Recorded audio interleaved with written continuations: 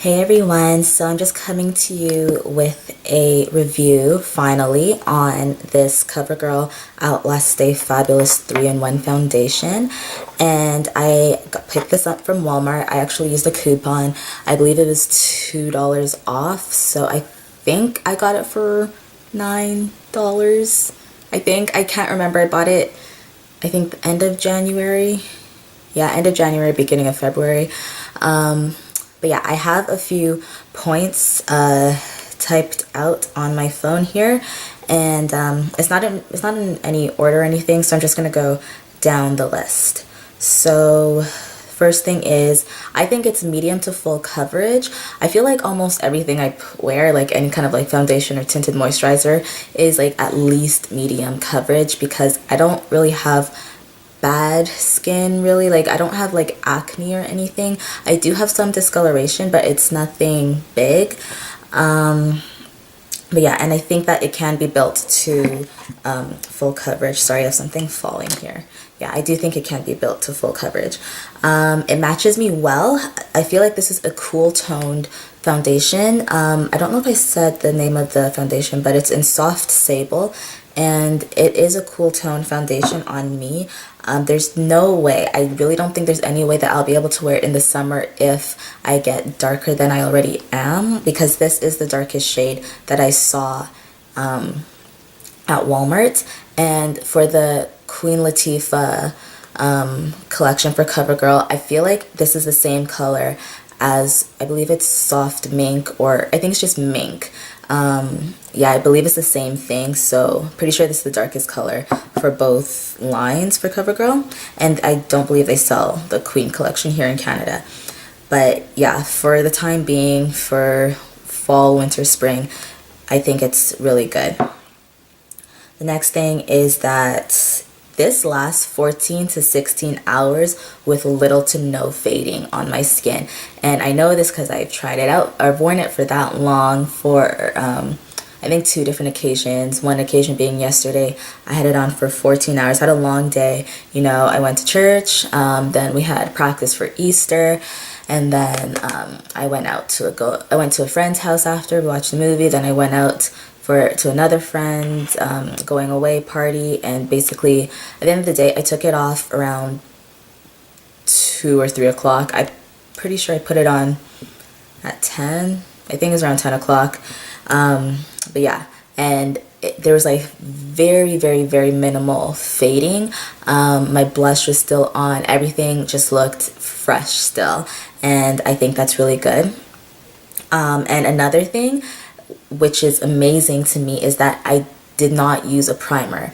This claims to have a primer in it as well as sunscreen and stuff, and this stuff is amazing. I love it. It's just amazing. This doesn't irritate my skin at all. Most face products don't irritate my skin. I don't really break out that much.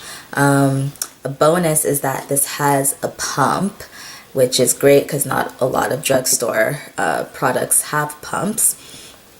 The next thing is that this is a drying formula. It has a matte finish, and this goes into another point that I have here, is that I use this with my beauty blender, because your beauty blender, you're supposed to saturate it with water first, and obviously squeeze the water out, and then dip it into whatever foundation or tinted moisturizer that you're using, and that works perfectly with this.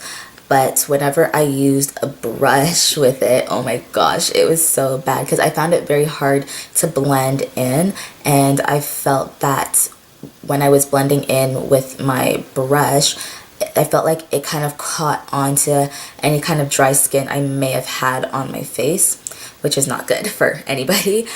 And yes, I didn't like that. So I do suggest, if you have, okay, I know I have combination skin, but I think because it's winter, it's drying out a bit. So it's like dry to combination. I know that's kind of weird because I do have some dry spots on my face, but I'm combination. Like, how confusing is that? But whatever. I do suggest to use it with a beauty blender and then just let it sit.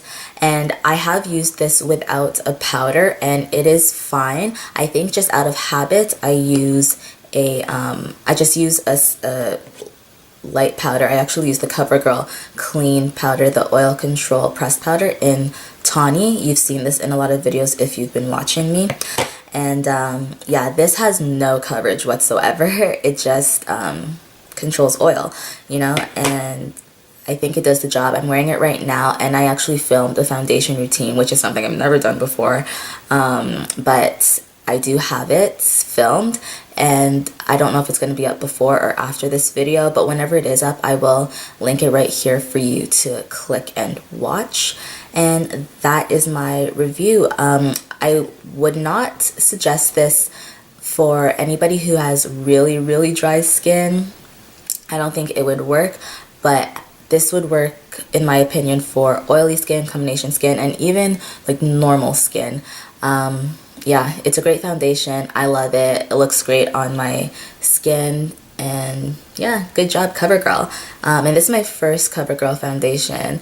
I only have two drugstore foundations, this one and the Revlon Nearly Naked, and those are my first drugstore foundations that I've owned. I have used the Maybelline one before, that's my mom's, and I did like it. And yeah, that is it for my review. I hope you all enjoyed it. Please comment, rate, and subscribe, and follow me on Instagram, Twitter, and Facebook, and Pinterest if you'd like. I'm most active on Twitter and Instagram, and I'll see you all in a later video. Bye.